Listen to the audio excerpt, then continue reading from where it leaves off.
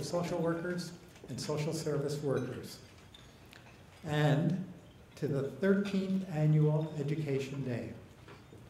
The theme is resilience at the root of practice.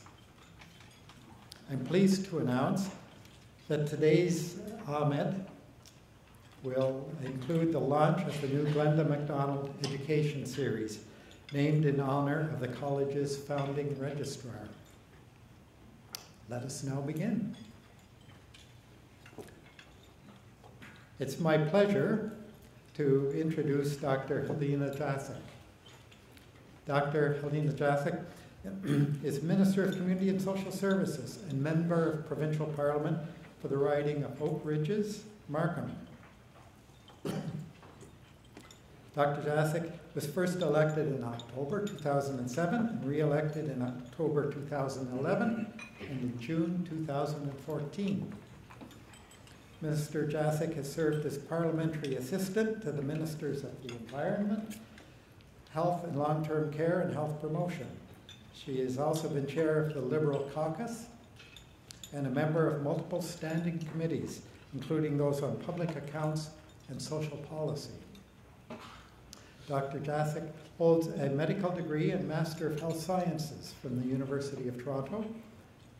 She holds certification from the Canadian College of Family Physicians and the Canadian College of Health Service Executives, and an MBA from York University's Schulich School of Business. After many years in general practice on staff at Women's College Hospital in Toronto, Dr. Jasek became the Medical Officer of Health and Commissioner of Health Services for the Regional Municipality of York, where for 18 years she had responsibility for public health, land ambulance, and long-term care for more than 1 million people. Minister Jasek's involvement with numerous health and community organizations has earned her prestigious awards from the University of Toronto's Public Health Services Alumni Association, from the Association of Local Public Health Agencies, and York Region. Please join me in welcoming the Honorable Helena Jasek.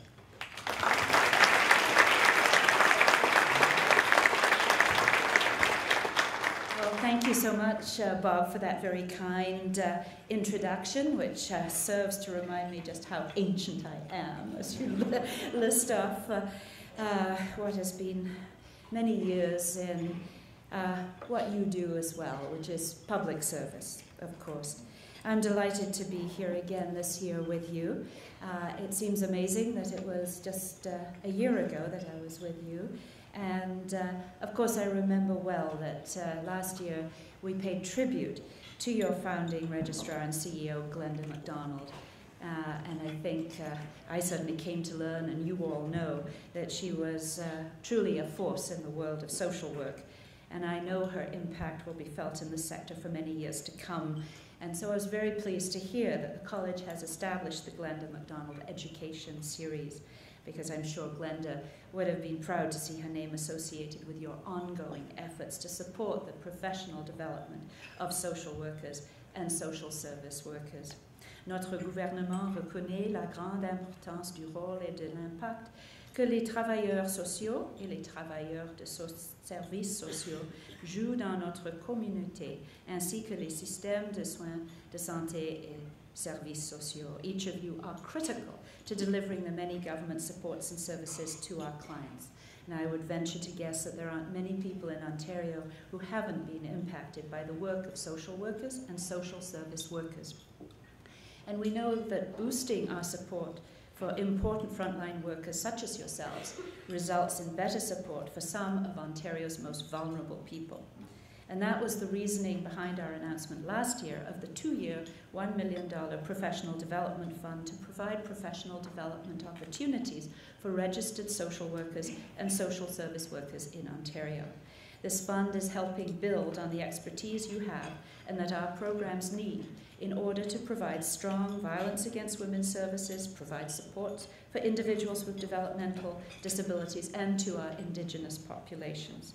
So I want to say a huge thank you to college management staff who worked so closely with us as part of the steering committee to ensure the fund was in place for fall 2015, as well as to the Ontario Association of Social Workers for administering the fund. It was a big task that required a lot of work and collaboration among ministry staff, representatives from the college and the association.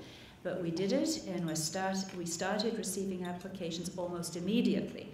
So by the end of February this year, we approved 160 applications from social workers and another 4 from social service workers. Obviously, we needed some encouragement there to do some more applications from that sector.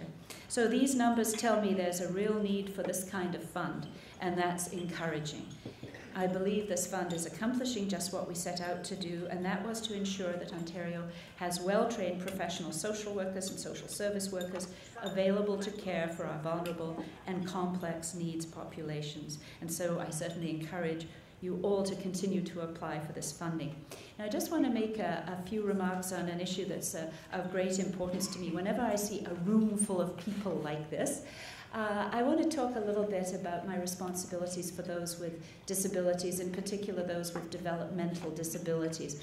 Because just as we have tried to transform the sector, closing institutions, moving people into the community, giving opportunities for work, we're making only very slow progress.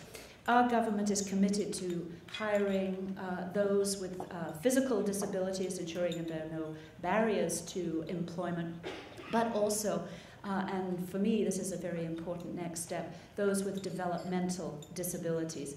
As you probably know, the new federal government has established a minister who is responsible for persons with disabilities, the Honourable Carla Qualtrough, and I've had a number of conversations with her. She herself is in fact visually impaired. She is a lawyer and a new parliamentarian, but she's particularly knowledgeable about the developmentally disabled sector. And so when she introduces her national policy for persons with disabilities, this is going to be a framework that is going to be applicable to federal workplaces. It's also going to be a template for people with disabilities across the country, and for provinces perhaps to upgrade some of their individual legislation that they've enacted. We in Ontario have the Accessibility for Ontarians with Disabilities Act, but there's always more that we can do, particularly in the sector of those with developmental disabilities. So whenever I see a large crowd of people, I urge you, as whether you're employers, employees, to think about the possibility of hiring or having as a volunteer someone with a developmental disability within your organization. You will never have a more loyal, trustworthy employee than someone in that sector. I most recently spoke to the Professional Engineers of Ontario, and I made the same pitch. And I was very heartened. I had a number of people come up to me and ask how they could get involved in terms of contacting a local community living association, because of course it's always very, very important with those with developmental disabilities to ensure there's an excellent match between the job that is to be performed and the abilities and the personality of the individual that you might perhaps hire. So I'm making this pitch a little bit as a challenge. We certainly have all our work to do provincially, within our government, within our ministry, but to me this is the next frontier in terms of ensuring inclusion of every Ontarian in our society and giving them every possibility to achieve their full potential. So, je veux vous remercier encore une fois pour m'avoir invité à vous joindre aujourd'hui, et plus particulièrement pour votre engagement et votre immense support que vous faites pour aider les Ontariens tous les jours. I wish you a very successful annual meeting and Education Day, and on behalf of the Government of Ontario, thank you for the incredible work that you do each and every day. Thank you so much.